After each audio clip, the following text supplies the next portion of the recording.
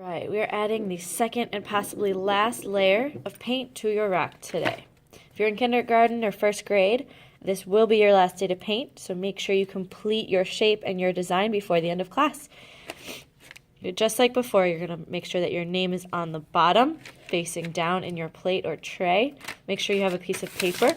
It's a lot easier to clean up that way.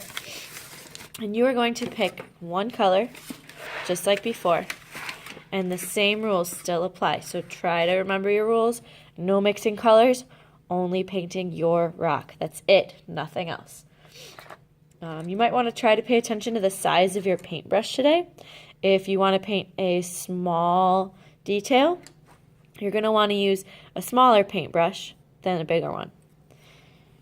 I'm going to go for a medium-sized paintbrush. I'm going to paint a nice big shape.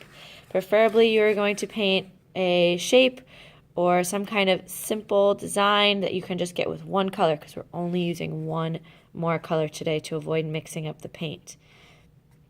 You might need some water in here. Ask Miss L if you think you do. But give the paint a shot. Get a little bit on your brush. And if you want to draw on a design first with pencil, go ahead. If you want to freehand it, be careful. But you may do that as well, because we don't have a whole lot of time in art class, as we know. I am painting a heart onto my rock. Just a simple shape that sticks with our theme. And just like before, like anything we do with color, we want to outline the shape, draw the outside, and then go back and fill in the inside. I'm going to make sure that I spread out all my paint and that I'm really careful on the edges to get them nice and clean. Nice straight edges, and fill in the middle of my heart with the excess paint. Remember, we don't want to glob it on, but be careful when you're filling it in so that you don't mess up the outline of your shape. I'm going to get a little more paint. If you need water in your paint, you can ask. Sometimes we do need a little bit of water to smooth it out. We never want too much water, though, because it'll make our paint too wet and it'll just fall right off our rock if it's too watery.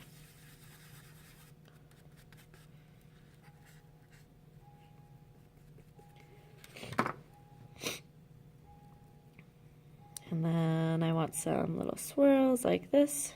Remember that we need to stick to our theme of peace, love, hope, and positivity, so that all of our rocks look like they belong together in the garden.